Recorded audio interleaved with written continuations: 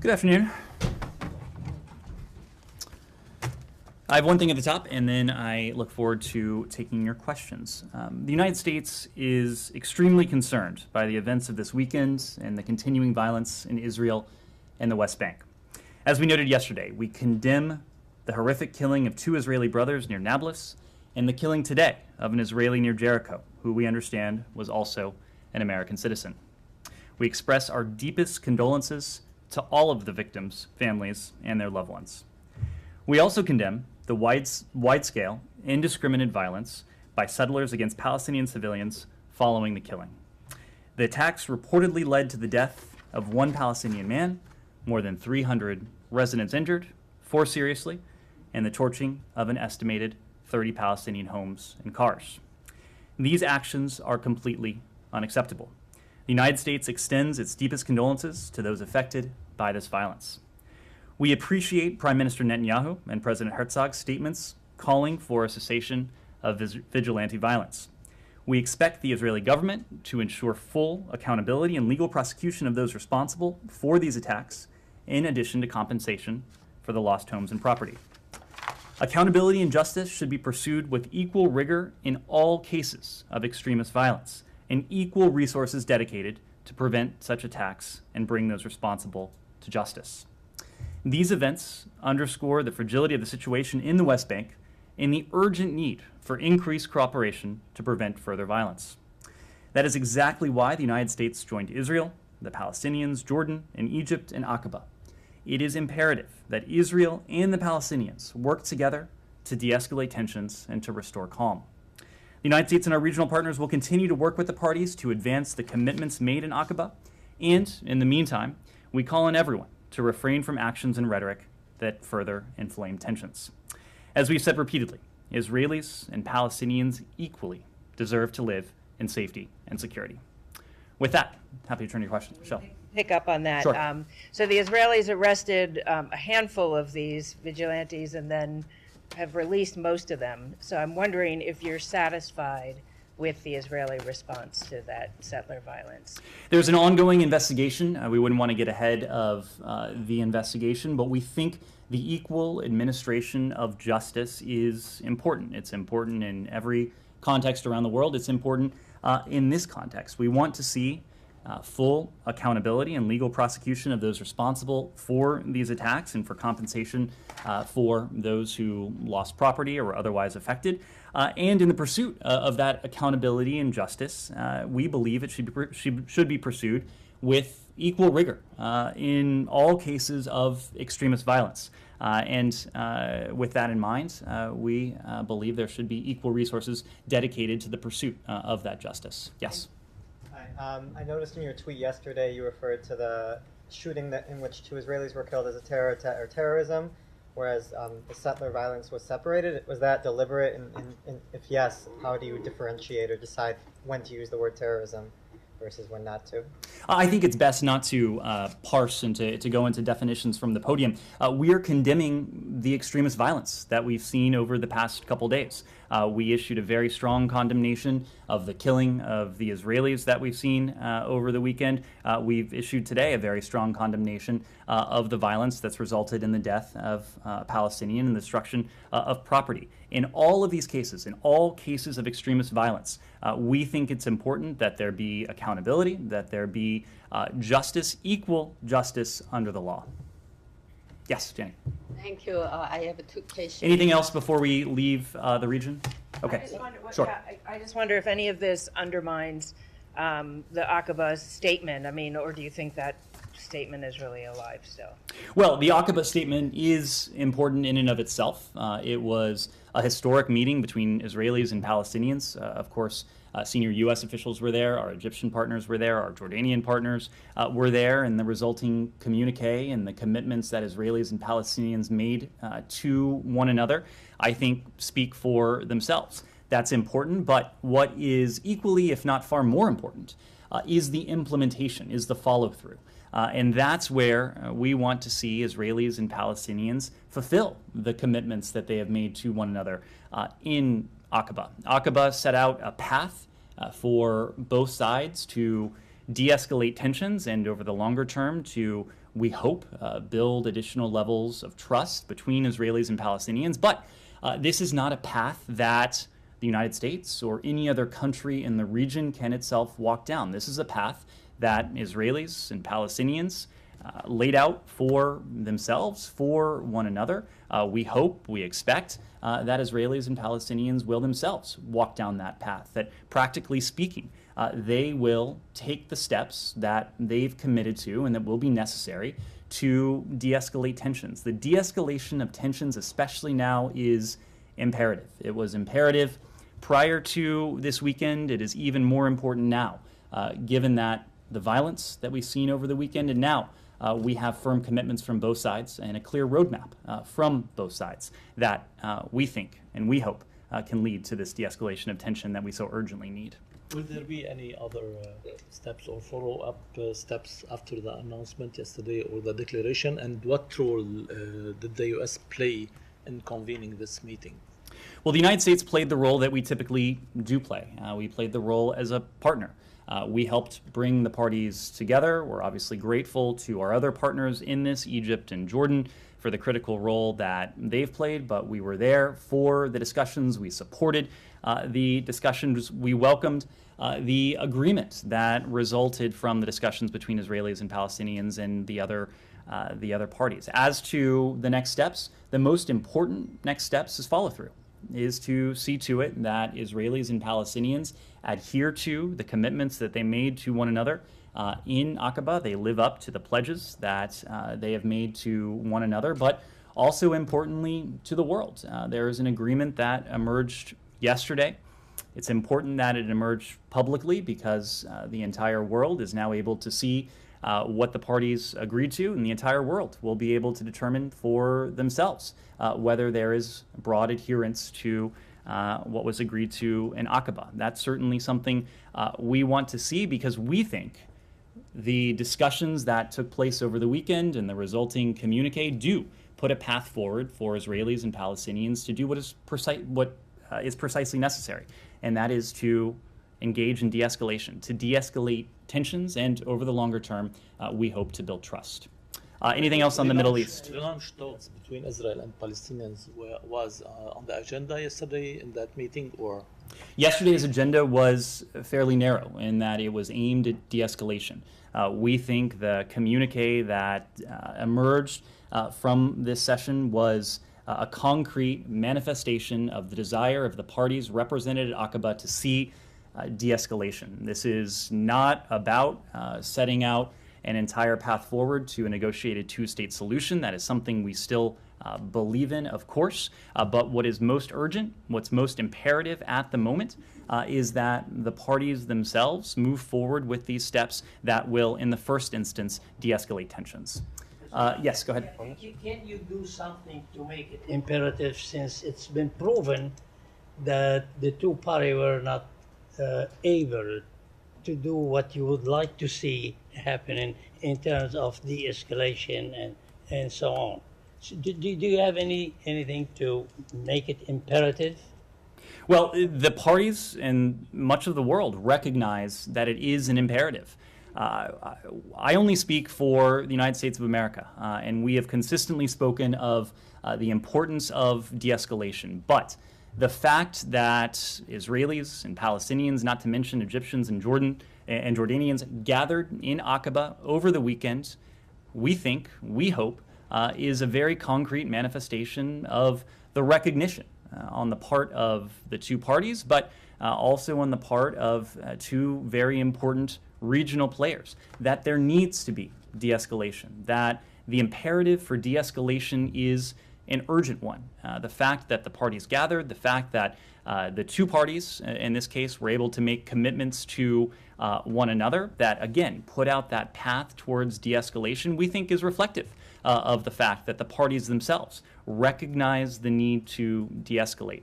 Again, however, what is most important is not the piece of paper that emerged. It is the follow-through. It is the test of whether the parties will be in a position to live up to the commitments that they have made to one another, that they have made to their regional neighbors, and that the United States was on the ground to witness. We certainly hope and expect that's the case. Yes. The Israeli press is already reporting that some members of Netanyahu's government are saying that there will be no settlement freeze. Some of these members have been deemed outright fascistic. They've praised Baruch Goldstein, who massacred Palestinians. Isn't it imperative to address what they represent and what they are at this point? None of these members are the Prime Minister of Israel. We work directly with the Prime Minister, with his team, with our direct counterparts. We are going to, and this applies to governments around the world, judge governments on their actions. We think it is important that Palestinians live up to the commitments they made at Aqaba. We think it's important that Israelis live up to the commitments that they've made at Aqaba. Frida Parsi of the Quincy Institute just had a piece charging that the Biden administration has effectively given Israel a green light to possibly attack Iran. Is the administration in any way, shape, or form tacitly giving Israel a green light to attack Iran, and what would the administration response be to such an attack? I'm happy to come back to that, but before we move on to Iran, anything else on ISPAL? Yeah, I do. We need to move around. Is your reading of that Aqaba statement a settlement freeze? Because I think Bibi Netanyahu also said that it was not a settlement freeze. The statement that was issued yesterday is one that the rest of the world can read. We think the statement speaks for itself. The Israelis agreed not to discuss any new settlements for at least 4 months, and not to discuss authorization of any new outposts for at least 6 months. Just as we expect the Palestinians to live up to their commitments, we expect the Israelis to do the same. Anything else? Yes, go ahead. One final question on this. Palestinian commitments. What are those Palestinian commitments? The statement at Aqaba is a document that the entire world can see for themselves. But it doesn't mention what the Palestinian commitments are. But this is a communique that was signed onto by the parties themselves, so would refer you to that statement. Janie, I know I called on you, and then we'll come back to Iran. No, Thank on you. Israel. Thank you very much. Sorry. Yeah, thank you very much. We'll take a couple more questions on Israel. Go ahead. Yeah, there is two reports. One of them says they agree to hold discussion on building more settlement, and the other one it says they agree to stop construction. Which one is, do you think, the true one, the real one? The real one is the statement that was issued yesterday. This was a statement that was signed onto by the parties that you can read for yourself. We issued it from here, from the State Department. There was a statement from the White House yesterday welcoming the communique. That was agreed to at Aqaba. That's the one that we stand behind and that we hope and expect the parties will fulfill when it comes to their commitments. Yes, final question on this? Yeah, I ask you about apparent Israeli violations of the Arms Export Act a week or two ago. And you said you weren't familiar with the laws that would cut off funding to any state that was a nuclear proliferator. Do you have anything further on that?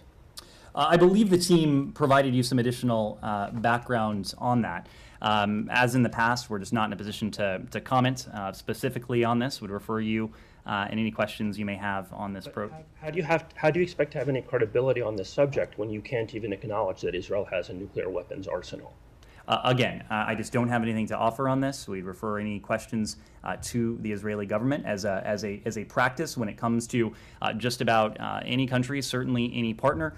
We don't speak in detail to the capabilities, to the programs of partners around the world, just as we would expect they would not speak to ours. You're Yes, Danny, go referring me ahead. to the Israeli government about their own nuclear program. That's correct. About their own nuclear And, program. You can't acknowledge that is, Israel has a nuclear weapons One program. is China, one is North Korea. Do you know what kind of action did the Chinese government summon the U.S. consul to Hong Kong? I'm sorry, what was the question? Do you have anything about the Chinese government summon the U.S. consul to Hong Kong? they could. I don't have a specific reaction to that, as our representatives do around the world. Our senior official in Hong Kong is representing the interests, is representing the values of the United States. This is not activity that we undertake in relation to the PRC or to any other country for that matter. These are affirmative activities that represent our interests and our values, and we're pursuing that work in Hong Kong just as we are in places around the world. North Korea has declared that if the United States continues to treat them hostilely, it will be considered war. How would you comment on this? I'm sorry, it would be considered. Yeah, if the U.S. continue to treat them hostilely, it will be considered war. Janie, you know that we don't respond to provocations and we don't respond to propaganda. We have made our position on the DPRK, I think, crystal clear. We have a policy of seeking to bring about the complete denuclearization of the Korean Peninsula. The DPRK's nuclear weapons, its ballistic missile programs, pose a threat not only to Americans in the region, but of course to our treaty allies, to whom we have an ironclad security commitment. It is the DPRK that time and again, at an unprecedented rate, has engaged in provocations, including multiple tests of ICBM systems, other ballistic missiles, and other provocative activities that have posed a threat to peace and security in the Indo-Pacific and in some ways even well beyond. Even as we have pointed out, the threat that we and our partners in the region face from these programs and these dangerous provocations, we've made very clear that we have no hostile intent towards the DPRK. That is also why for more than a year now, we have made very clear our willingness to engage in direct talks with the DPRK without preconditions to help bring about, to advance the prospects of the complete denuclearization of the Korean Peninsula. That remains our policy. It is the DPRK that, on the other hand, has only engaged in provocation after provocation and has rejected our diplomatic overtures time and again. Nevertheless, our diplomatic overtures remain. We would like an opportunity to discuss these issues face to face, if that's the preference, but we believe in diplomacy, even as we have made clear in word and in deed that we are going to stand by the security commitments that we have to our treaty allies, to Japan, to the Republic of Korea, to our allies around the world. Lastly, China countered that the United States should not interfere with whether or not it provides arms to Russia. How would you react to this? Well, we react to it by expressing our concern. And this is the concern that you heard Secretary Blinken articulate a couple of weeks ago now after his meeting with Wang Yi in Munich. We are concerned that the PRC is contemplating providing lethal assistance to Russia for Russia's use in Ukraine for a number of reasons, including for the impact it would have on the battlefield inside Ukraine, but also because the PRC has attempted to maintain this veneer of neutrality. The PRC has told the world that essentially it is not taking a position, but rather it has tried to portray itself as an honest broker. In word and in deed, however, the PRC has been anything but an honest broker, leaving aside the question of lethal assistance, which we don't believe the PRC has provided yet, but we do believe it is considering. Leaving that aside, the PRC has already provided important forms of assistance to Russia, including in the context of its aggression against Ukraine. It's provided Russia with diplomatic support, with political support, with economic support, with rhetorical support, including by parroting Russia's dangerous propaganda, dangerous lies and disinformation on the world stage. That should be a concern, of course, to all of those who are standing with Ukraine and standing against Russia's aggression. It should be a concern to all of those who are standing with the UN Charter, the principles that are at the heart of the UN system, the principles that are at the heart of international law. The PRC, of course, issued a so-called peace plan in recent days. The first tenet in that peace plan was to call for the respect for the sovereignty of all countries. If the PRC were to abide by that first tenet, it would fall clearly on the side of the UN Charter. It would fall clearly on the side of international law. It would fall clearly on the side of all of those who are standing with Ukraine, who are standing against Russia in Russia's war of territorial conquest, Russia's attempted land grab in Ukraine. So we hope that the PRC begins to use its influence in a constructive way. There are countries around the world that, if they sought to bring this war to an end, would have a significant amount of leverage with the Russian Federation, with other key countries. The PRC certainly falls within that category. But to date, at least, despite the PRC's protests to the contrary, we have seen them very clearly take a side in this war. Can you comment on the Lukashenko's visit to Beijing? How do you guys view that? I don't have an immediate reaction to that, other than the fact that it is very much in line with the concerns we've had. The PRC and Russia have deepened their relationship, a relationship that was already deepening in recent months and, in fact, over the past several years. But the fact that the PRC is now engaging with Lukashenko, who has, in effect, ceded his own sovereignty to Russia, is just another element of the PRC's deepening engagement with Russia, with all of those who are engaged with and supporting Russia's brutal war against Ukraine.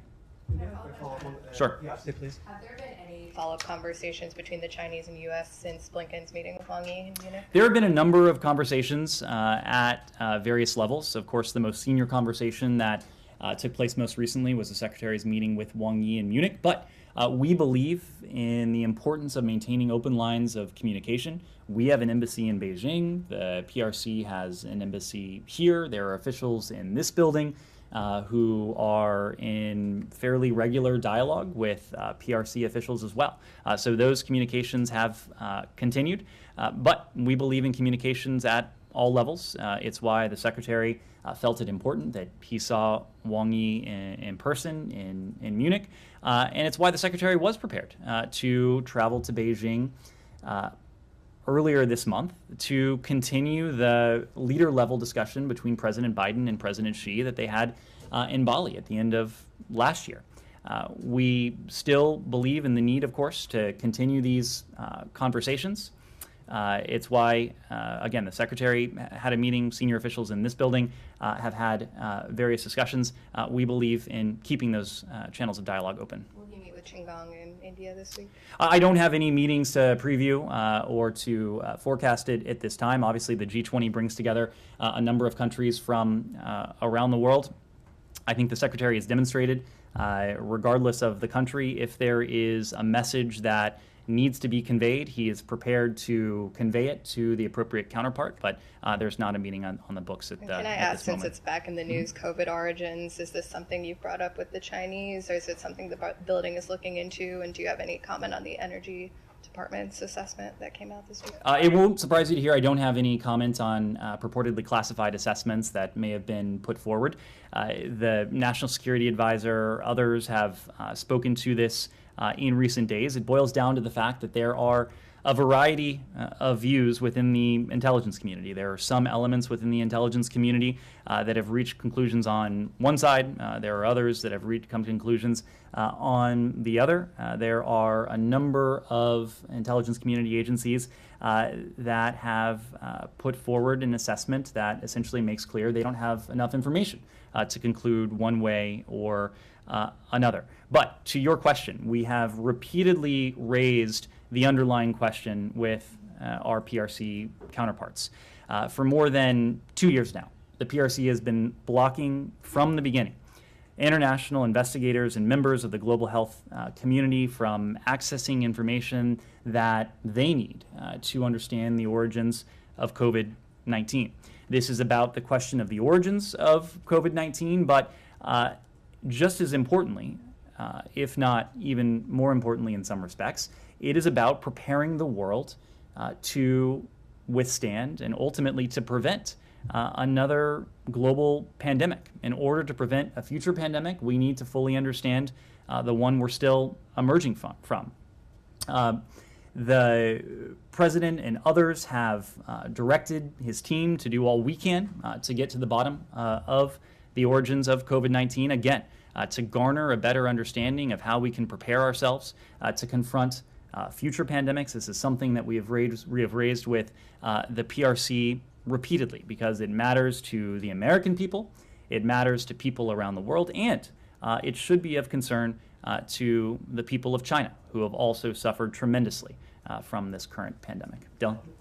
Yeah, Ambassador Burns said this morning, the ambassador to China, that China's going to have to be more honest about what happened 3 years ago in Wuhan for you to continue working together productively. Do you have any comment on that? Anything to add to that? I mean, is there anything specifically you're doing other than just continuing to ask China to be more transparent? Because obviously they're not doing that. So. It is essentially what I just said, Dylan. We believe in the importance of doing all we can to understand the origins of the COVID-19 pandemic, both in the context of the pandemic we're still emerging from, but also to better prepare ourselves for any future pandemics that are to come. We're doing a couple things. We are, and the president has tasked the intelligence community now to prepare assessments, now multiple rounds of assessments on the origins of COVID-19. And so that is an effort that is in-house, as it were. The intelligence community and all of its constituents, departments, and agencies are scouring the information that's available to them to put together assessments about the most probable origins of this. When it comes to those assessments, there have been some agencies within the intelligence community that have come down on one side, others have come down on another, and others have reported that there's insufficient evidence to come to any firm conclusion at the moment. But as with any intelligence assessment, we are always incorporating new information, new facts, new details from every source of information available to the U.S. government. Some of that is open source information available to everyone. Some of that is information that is available only to the U.S. government, and we'll continue to do that. The other part of this is continuing to impress upon the PRC the importance of transparency. And this is an issue that we've been clear and candid with the PRC on from our earliest engagements at senior levels with the PRC. The president has raised this, the secretary has raised this, the national security advisor has raised this. It's been raised repeatedly and consistently at various levels because it is that important to us. Now, there are other multilateral institutions like the WHO that also have a role in this. Unfortunately, the PRC has been blocking from the very beginning the ability of international investigators and members of the global health community from accessing the information that they would need to form their own conclusions, to come to their own judgments. But we will keep pursuing all of these avenues, knowing that, yes, it's important in the context of COVID-19 and the importance of, in the context of this particular pandemic, but it's also important in the context of preventing and being able to respond to a future pandemic should one emerge. Just to be a little more specific, though, he said they're going to have to be more honest. So is there going to be any consequence at any point for them not being honest? Because you said you've been raising this issue, and you have been raising the issue, but there's just been no movement whatsoever from them, despite how much you're raising it. Well, across the board, Dylan, regardless of what the issue is, we typically don't get ahead of policy responses before they are announced publicly. But we are going to do what is most effective, what's most effective to protect the American people, to protect people around the world from the emergence of future pandemics. In the first instance, we believe international cooperation is the most important element. It's why this department has invested so much in something we call the Global Action Plan, bringing together dozens of countries from around the world to respond to the current pandemic, but also to build up the infrastructure that will allow the international community to respond much more effectively should, God forbid, another pandemic emerge. There are conversations and steps that we're taking with the World Health Organization. There are conversations and steps that we're taking with United Nations more broadly. And yes, there are conversations that we're having with the PRC, chiefly because transnational threats like the threat of a pandemic, whether it's COVID-19 or anything else, doesn't adhere to borders. It doesn't respect international borders or lines on a map. So it's important for our own sake, it's important for the sake of people around the world, it's important for the sake of the Chinese people that we are doing all we can through every conceivable forum that is available to us to take steps now, not only to put an end to this pandemic, but to better prepare ourselves should another one emerge. Anything else on China? Yes. Go ahead. Going back to Russia, China, can you please confirm the reports that PRC is planning providing drones, in particular, to Russia to use in Ukraine? Alex, at this point, I am just going to have to reiterate what we said. We have concerns that the PRC continues to consider the provision of lethal support to Russia for use against Ukraine. We haven't defined with any more granularity or detail what that lethal support could be, but in some ways, that's a question that is much less important than the strategic one we're talking about, the question of whether or not the PRC moves forward with providing lethal assistance. The provision of any lethal assistance by the PRC to Russia for use in Ukraine would be a step with potentially dire and tragic implications for, in the first instance, the people of Ukraine. But it would be a very clear signal to countries around the world of the hollowness of the PRC's claims that it is not taking a side in this war. We believe that countries around the world should and must take a side, but even if the PRC wants the world to believe they're not taking a side, they will have to answer the question of why then they would provide lethal assistance. The same question that countries are asking about why the PRC is providing other forms of assistance to Russia: economic assistance, diplomatic assistance, political assistance, and rhetorical support as well. These are all questions that a country that professes to be neutral in this brutal war of aggression, this brutal territorial conquest, should have to answer. Given that, it's my understanding that it's your position that China has no credibility in inserting itself as a peacemaker at any point. Well, look, I don't want to be categorical about it because there are countries around the world that have leverage with Russia that we just don't have. It is undeniable that the PRC has a relationship with Russia that the United States does not have at this moment. It didn't have prior to February 24th of last year. It hasn't had in recent years. When it comes to the PRC and Russia, that's a relationship that has been deepening in recent years. So if China were serious about seeking to bring an end to this war, it would have influence, it would have leverage over the government in Moscow that we would hope it would use in a constructive way. It does give us pause, concern, that that the PRC has engaged with Russia, including with high-level visits, Wang Yi's visit to Moscow just within recent days, even while the PRC is not engaged symmetrically with Ukraine.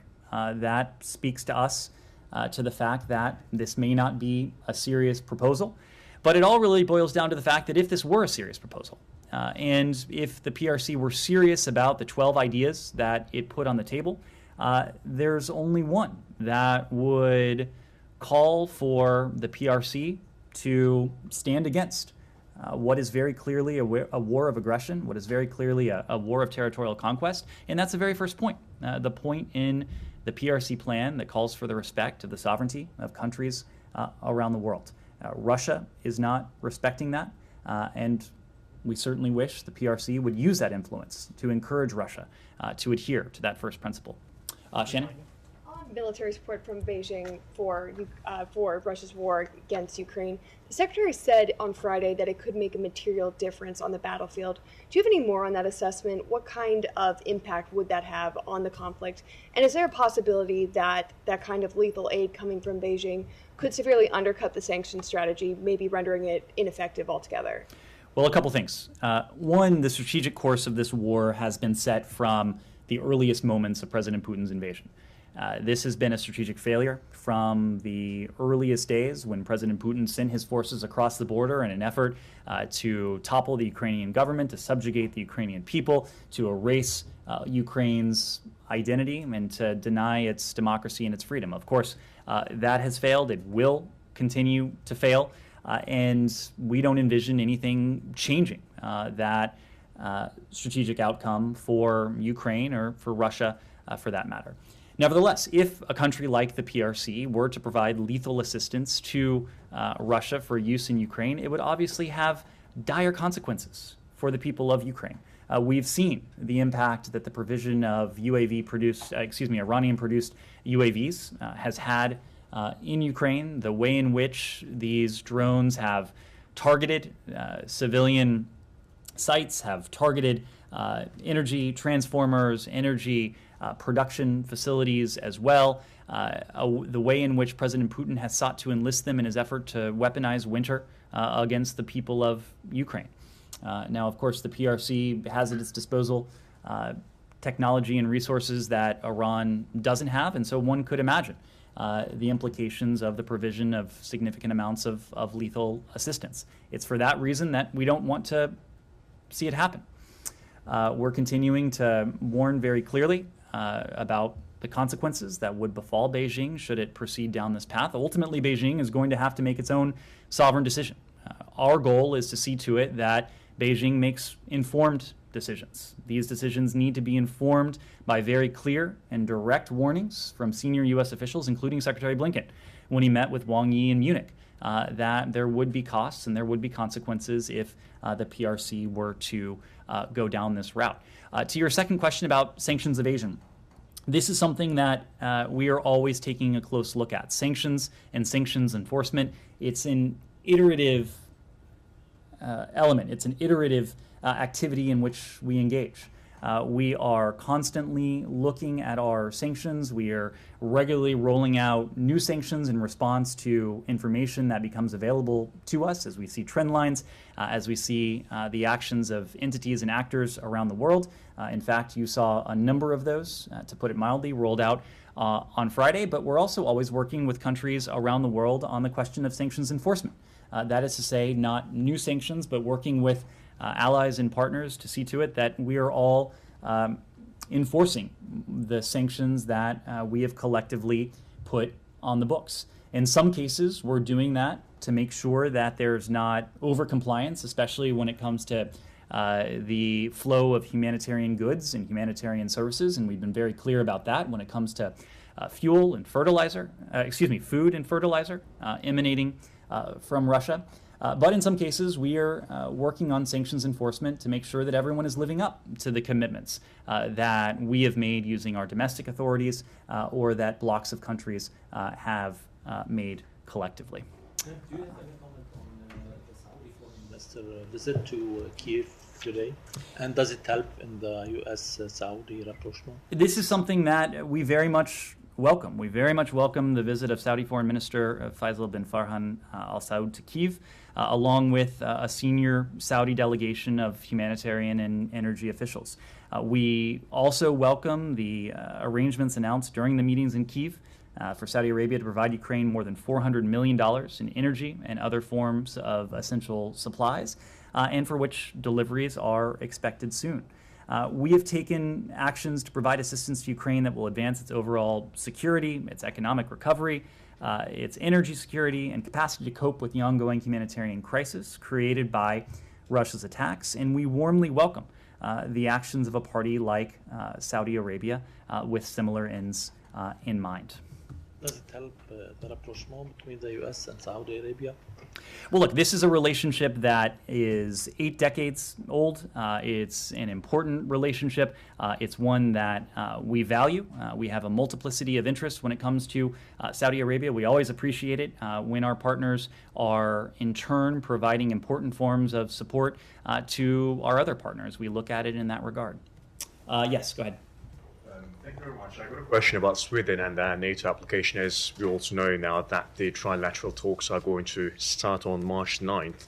So there's this statement from the Deputy Head of Counterterrorism at SAPO, the Swedish Security Service, told the state television that the PKK receives a significant amount of funding in the country, and that's a quote from the Deputy Head. And it's been 9 months since the trilateral memorandum where they pledged that they're going to eradicate the PKK funding and activities on Swedish soil. Is it not concerning from the US perspective that even 9 months later they're still struggling with the PKK challenge? So a couple of things on this. Number one, this is not a bilateral issue for the United States. From our perspective, we've been clear that Finland and Sweden, we believe, are ready to join the alliance. They are important partners of ours in many respects. They're advanced democracies. They're important security partners whose militaries have exercised with our military over the course of decades now. This is a question for NATO. This is a question for Turkey. This is a question that we understand will be on the table when representatives from Finland, Sweden, and Turkey engage again next month on these accession talks. Finland and Sweden have taken important steps in line with the commitments, the trilateral communique signed between Turkey, Finland, and Sweden that emerged from Madrid in June of last year. Finland and Sweden have taken these steps. Ultimately, this is going to be a question for Turkey. Ultimately, this is going to be a question for Turkey as to whether the steps that they have taken fulfill the trilateral commitments that they've put forward. Sorry, that's why I've been asking this question. Actually, you and I have been over this issue for a couple of times now, because the United States makes it really clear that they are ready to join NATO.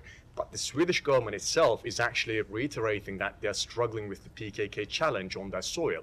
So that's why I keep asking, since you keep saying that they're ready to join NATO, so it's kind of become a dilemma between the United States and the NATO accession process, that you're making a very clear judgment that they're ready, but they're actually admitting that, you know, the activities have not been stopped yet. We are saying they're ready because these are advanced democracies with advanced militaries and capable militaries that have exercised with the United States military for decades now. From our perspective, they are ready. From our perspective, they should be admitted to the NATO alliance, but in line with NATO's founding documents, it's incumbent on each individual NATO ally to approve the accession. For our part, this administration and the U.S. Congress acted in what I believe is record speed, sending the ratification treaty forward for the president's signature quickly over the summer. Other NATO allies have done the same. When it comes to Turkey, this is a sovereign decision that the Turkish government is going to have to make. We have discussed this with our Turkish partners. More importantly, Secretary General Stoltenberg, our Finnish counterparts, our Swedish counterparts have discussed this with their Turkish counterparts. So we say that those concerns are legitimate, especially given the Swedish statements. This is going to have to be a sovereign decision on the part of our Turkish ally. We understand and we respect the legitimate security concerns that Turkey has. We've spoken at some length about the fact that Turkey has faced more terrorist attacks on its soil than any other NATO ally. At the same time, we want to see steps that strengthen the Euro-Atlantic security environment. We believe that the admission of Finland and Sweden to the alliance, to what is the strongest defensive alliance in the history of in modern history, would strengthen the Euro-Atlantic security alliance. Ultimately, however, this is going to have to be a question for Turkey when it comes to timing, when it comes to the decisions that they are going to need to make. Yes, go ahead. Yeah, the Egyptian foreign minister today visited Turkey to show solidarity in the aftermath of the earthquakes. And during a press conference, the Turkish foreign minister said that the two countries were opening a new chapter in relations. I was wondering if you would have any comment on that, any take on the normalization process between Turkey and Egypt. I understand from the foreign minister, from his public statements, that this was a humanitarian visit. He traveled, as he said, to work on and to contribute to the response to the devastating earthquake that has taken tens of thousands of lives across both Turkey and Syria, and that's affected tens of thousands of more across both countries. The United States, for our part, has engaged in similar humanitarian activities.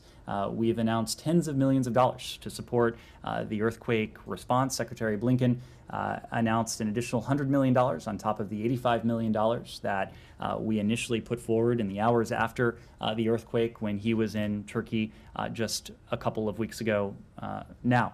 There are countries around the world that are stepping up. The needs are tremendous. Our position on the Assad regime has not changed. Now is not the time for normalization. Now is not the time to upgrade relations with the Assad regime. We believe we can fulfill, and that countries around the world can fulfill, both of these imperatives. Addressing the humanitarian needs of the Turkish people, addressing the humanitarian needs of the Syrian people, without changing or upgrading their relationship with the Assad regime. The immediate humanitarian imperative is our focus right now. That's why we've dispatched dozens of individuals. We've supported the provision of support to tens of thousands of individuals across Turkey and Syria. And we're encouraging countries around the world to do everything they can to assist the Turkish and the Syrian people. Any take on the Turkey-Egypt normalization? Again, the statement that I saw from the foreign minister spoke to this as a humanitarian gesture. Our position on this has been long-standing.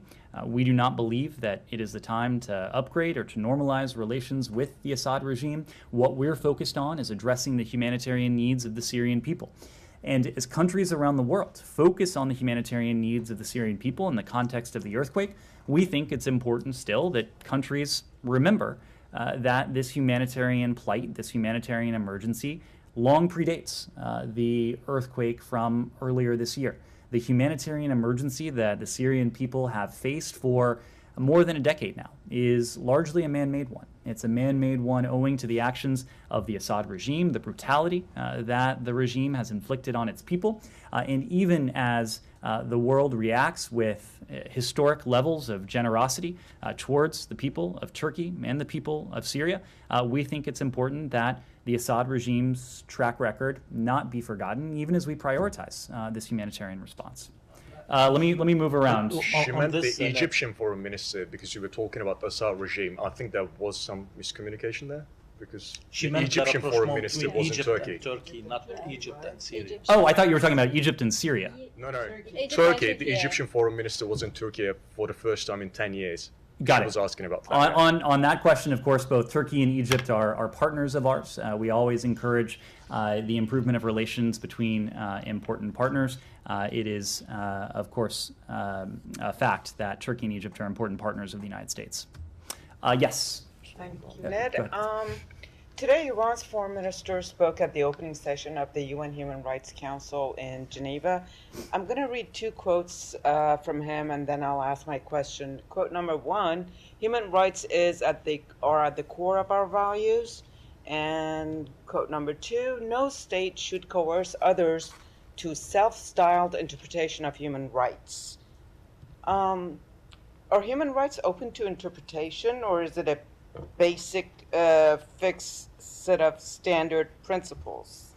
So first, Gita, Iran's human rights record is deplorable, and the foreign minister's appearance in the Human Rights Council, we think, serves as a disturbing reminder to the world of the hypocrisy of the Iranian regime as it continues to violently suppress what are peaceful protests and flout the international community's calls for accountability.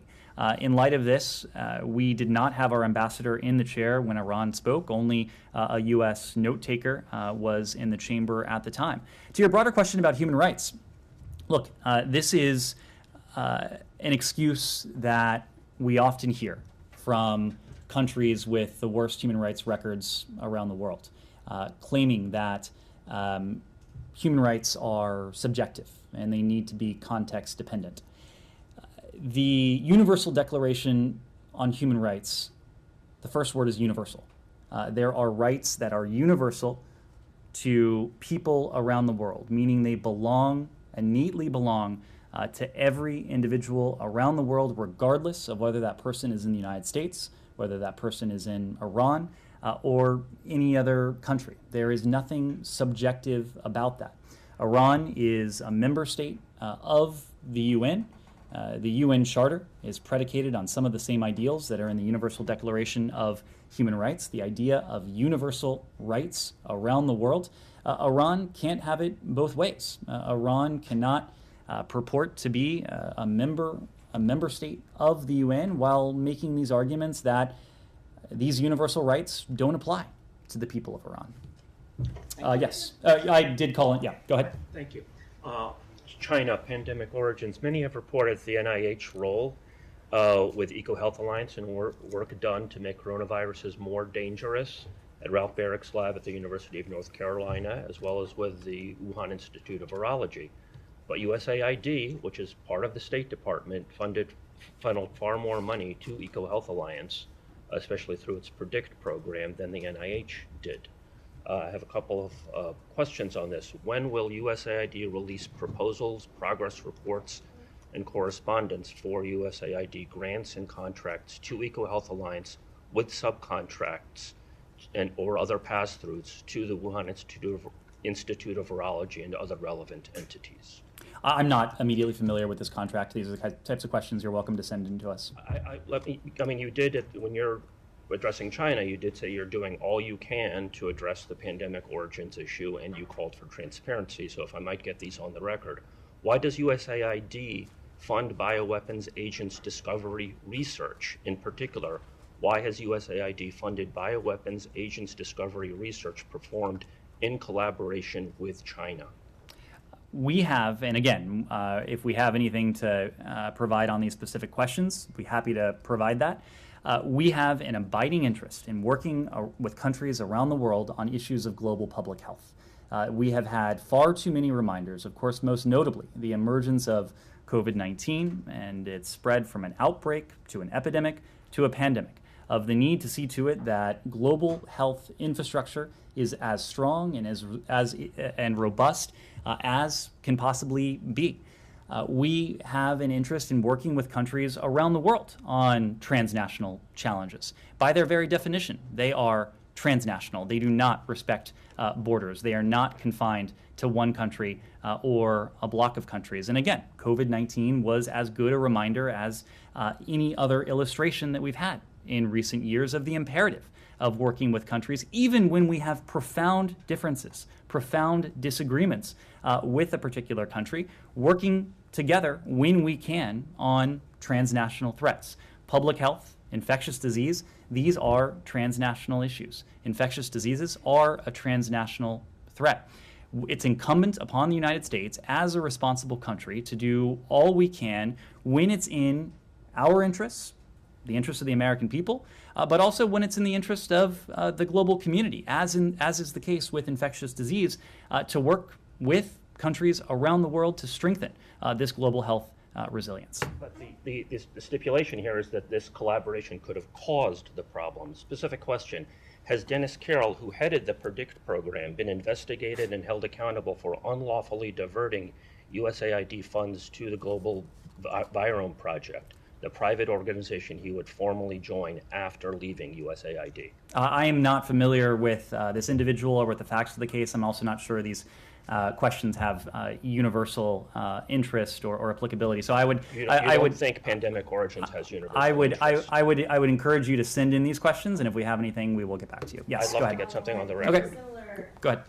I know that you don't want to get into the intelligence behind these reports about the COVID origins, but I'm wondering if the State Department can respond to comments made by the Chinese Foreign Ministry spokesperson who said that certain parties should stop rehashing the lab leak narrative, stop smearing China, and stop politicizing origins tracing. Does the State Department have a response to those comments?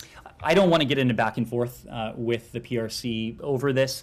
Our interest in this is an affirmative one. Our interest in this is understanding the origins of COVID-19 so that the world, and the United States, of course, can be better prepared to respond should another infectious disease emerge. Should an outbreak become an epidemic, God forbid, should it become a pandemic. This is our interest in the questions of the origins of COVID-19 and in better understanding the emergence of previous infectious diseases, how the world has responded well, where there are areas for improvement, all with an eye to saving lives going forward. Broader picture with China, are you concerned that this new reporting, in light of the spy balloon, in light of China's concern about providing lethal weapons to Russia, are you concerned that bringing this COVID origin back into the light is going to exacerbate tensions with China even more, given that this was their response to that?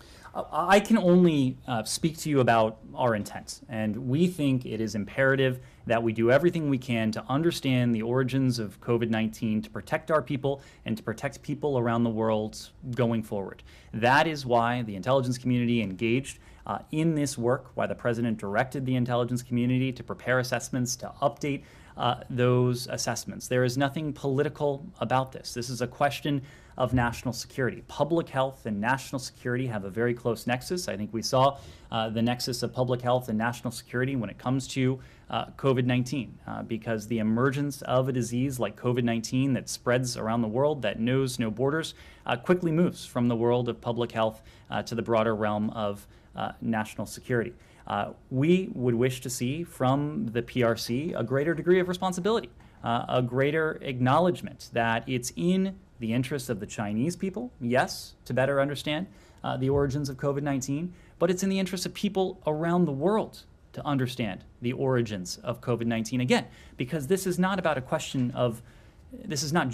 question of what happened 3 or 4 years ago in a part of China. This is about what we can do as an international community right now to prepare for the possible emergence of another round of infectious disease, something that we hope doesn't happen, but hope is not a strategy, and we need to be prepared should one emerge. I have, if I may, I have a quick clarification question from earlier in the briefing about the U.S. citizen killed in Israel. Mm-hmm. The ambassador to Israel just tweeted that he can confirm a U.S. citizen was killed in one of the terror attacks in the West Bank region. I just want to confirm that that's the same one that you referenced earlier, and it's one of the two brothers, not the Palestinian who was also killed. That is correct. Okay. Yes. Yeah.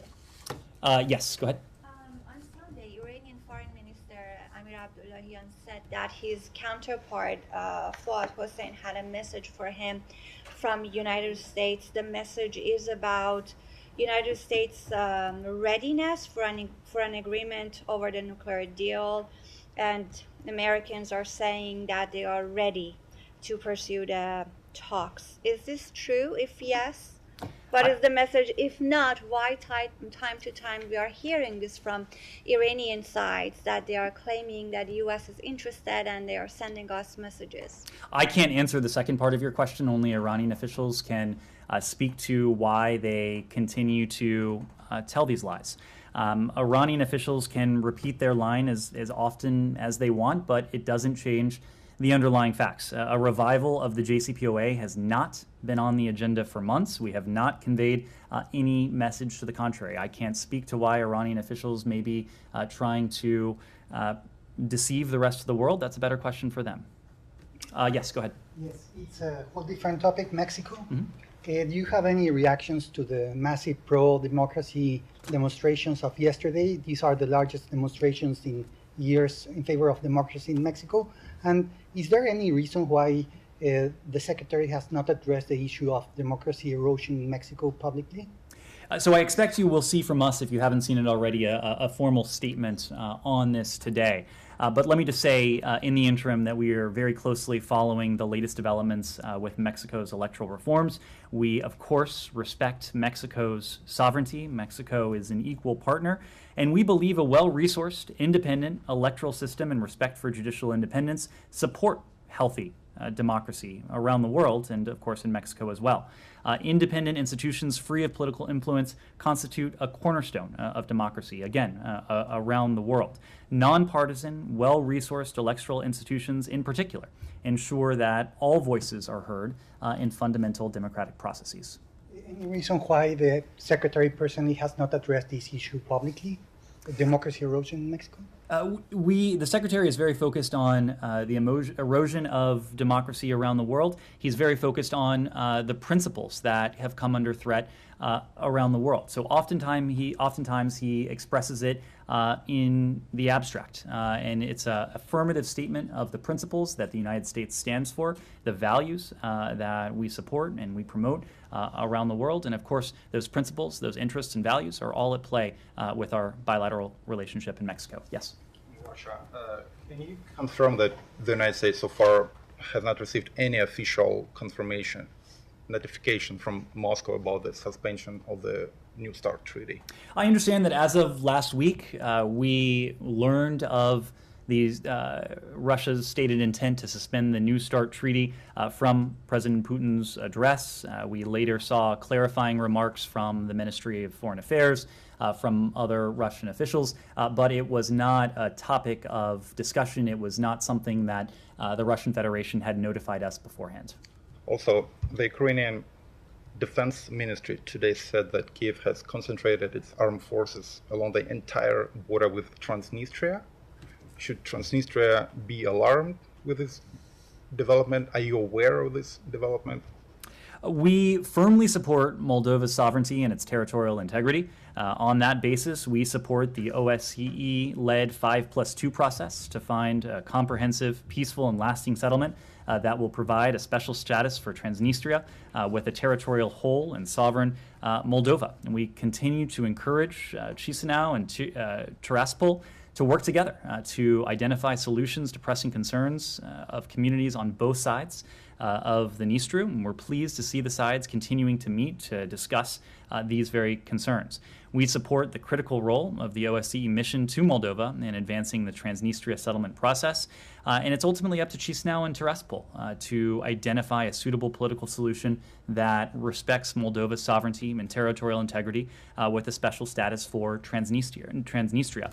Since you raised it, there's a broader concern that we have, that our Moldovan partners have, and that is with Russia's intent, its malign influence in and around Moldova. We know that Russia has a long history of malign influence, both in Moldova and the region, and we've worked closely with Moldova to build its resilience and to be able to counter longer-term efforts by Russia to undermine Moldova's democratic institutions. So that is a concern to us. It's a concern we have heard very recently from Moldova's democratically elected government, from President Sandu, from the new Prime Minister, and it's something we're continuing to work with our Moldovan partners to counteract. But it's not Russian forces that are currently lined up against the Transnistria region. You agree with that? I agree with the fact that Russian influence and Russian-backed forces have been operating on sovereign Moldovan territory for some time now. That is why we have thrown our support squarely behind the OSCE-led 5+2 process. We believe there needs to be a comprehensive, a peaceful, and a lasting settlement that will provide this special status for Transnistria within a territorial whole and sovereign Moldova. A quick question about Secretary Blinken's travel to Kazakhstan and Uzbekistan. He's going there soon. Do you have any more details about his agenda there, and will he raise the issue of the Russian sanctions implementation with the leaders? So we did a pretty comprehensive call late last week where we laid out the Secretary's agenda. As you know, he's currently on his way to Kazakhstan. He'll go to Uzbekistan. He'll go to India before returning back to D.C. later this week. This is his first travel to Central Asia as Secretary. He'll focus on energy, facilitating the critical minerals to the market, upholding the independence, the sovereignty, the territorial integrity of our Central Asian partners, and promoting respect for human rights and fundamental freedoms. In Astana, he'll meet with senior Kazakh officials to further our cooperation on matters of joint interest to us. He'll then participate in a forum that we've invested quite heavily in, the C5+1, in the form of a ministerial to reaffirm our commitment to, again, the independence, the sovereignty, the territorial integrity of our Central Asian partners, as well as to collaborate on regional solutions to shared global challenges. This forum will focus on the economy, on energy, on environmental and security cooperation between the United States, Kazakhstan, the Kyrgyz Republic, the Republic of Tajikistan, Turkmenistan, and the Republic of Uzbekistan. He'll also have an opportunity to meet bilaterally with all the members of the C5 to discuss some of these very issues before traveling to Uzbekistan and later to India, where he'll attend the G20. Yes? On the India trip, it looks like he has 3 elements of that trip, G20, Quad, and the bilateral. Can you give us a sense of what he's going to talk on the bilateral issues and about the Quad as well?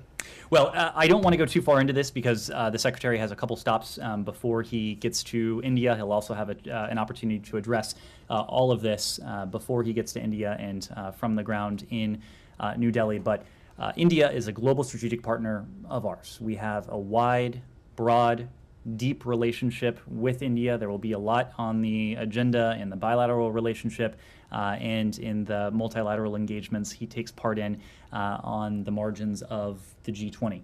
We share a vision with India of a free and open Indo-Pacific, and India is a key partner of ours bilaterally in the context of the Quad as well, other international groupings, even as we've attempted to stitch together some of the partnerships in which India has been a key player.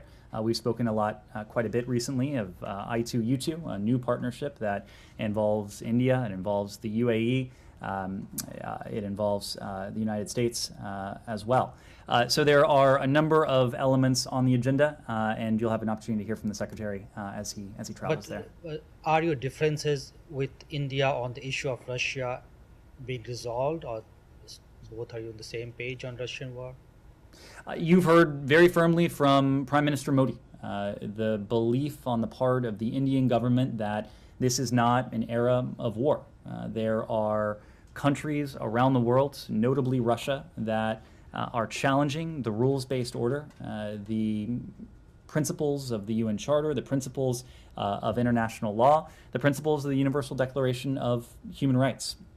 We'll continue to discuss these issues with our Indian partners. I have no doubt that they'll be on the agenda for and around the G20. One last question. To what extent China would be discussion in the bilateral talks with India? Again, I don't want to get ahead of the bilateral talks. We share a number of important interests, a number of important values with our Indian partners, but principally we share a vision of a free and open Indo-Pacific region. There are countries in the region, namely the PRC, that have posed a consistent and in some ways even a systemic challenge to the vision that we share with India of a free and open Indo-Pacific.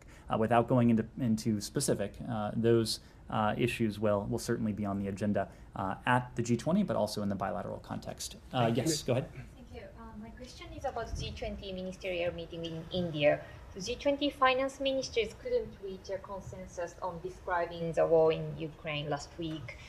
At the G20 foreign minister meeting this week, how important does the US think to reach a consensus and issue a joint communique? And also at the G20 ministerial meeting, does the US plan to discuss the concern that China might provide lethal support to Russia?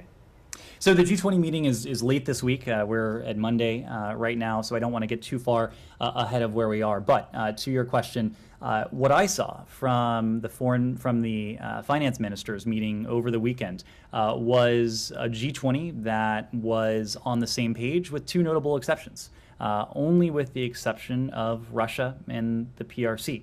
Other countries, as you can see from the statement that emanated from the finance ministers meeting, roundly condemned Russia's aggression against Ukraine.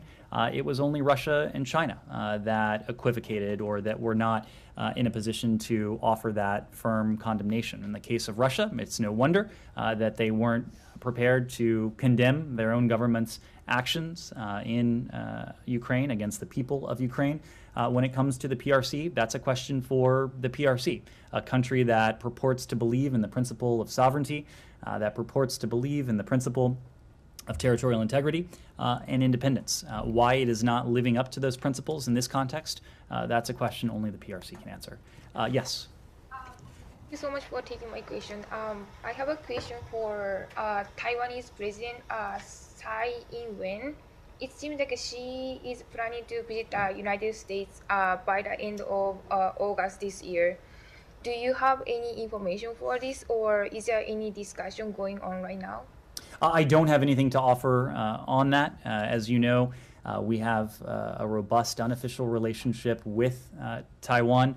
Everything we do with our Taiwanese partners is consistent with our One China policy, but I just don't have anything to offer on that right now. A quick final question? Okay. South Caucasus, but previously, back to previous question very quickly, because it was about invasion, sexual invasion in Central Asia. Russia's Transneft oil company today said that they are starting to pump oil from Kazakhstan to Germany through Poland. Is it something bothering you at all? Is Secretary going to raise this issue? I'm not aware that that's on the agenda, but if we have anything to offer there, I'll let you know. Okay, to South Caucasus, thanks so much. In Georgia, it looks like Georgians are moving forward with their foreign agent draft law. I've seen so many personal statements, even naming you, attacking you. I'm just wondering where this is coming from. Is there any consultation, negotiation going on between Washington and Tbilisi? And do you have any concern that this might derail the relationship? So on the new law, and I think I've spoken to this before, we're aware of the draft legislation in the Georgian parliament. We're deeply concerned about its implications for freedom of speech and democracy in Georgia. We've expressed these concerns, to your question, Alex, directly to the government of Georgia now repeatedly. The proposed law would stigmatize and silence independent voices of citizens of Georgia who are dedicated to building a better future for their communities. And we believe such a law could potentially undermine Georgia's Euro-Atlantic integration and the Euro-Atlantic aspirations that the people of Georgia have so clearly expressed time and again in recent decades. Statements that this legislation is based on our own Foreign Agents Registration Act, those are patently false. In fact, the legislation as we read it seems to have roots in similar Russian and Hungarian legislation, not American legislation. I'm moving to Azerbaijan on Bakhtiar Hajiyev's case. Not only they refused to release him, they even added up 2 more months last weekend to secure his jail time. Do you have any comment on that? This is a case, again, that we've engaged directly with our Azerbaijani partners on. Around the world, we speak up for what are universal rights, going back to a question from one of your colleagues earlier in the briefing. The right to freedom of expression is a universal right. It does not apply to people in only certain countries, in a certain block of countries. These are rights, and this is a principle that applies to people around the world. And anytime we see a universal right come under threat, whether systematically or in specific cases, we don't hesitate to raise those concerns. We've raised these concerns publicly, as we've discussed in this briefing room, but we've also raised them privately with our Azerbaijani partners. Ginny, go ahead. Belarusian opposition leaders are saying that a group of, quote, partisans have destroyed a Russian military aircraft outside of Minsk. Has the U.S. been able to confirm this, and is this something you'd condone? I've seen the reports. I don't have anything for you beyond the reports that we've all seen. Thank you very much. Thank you.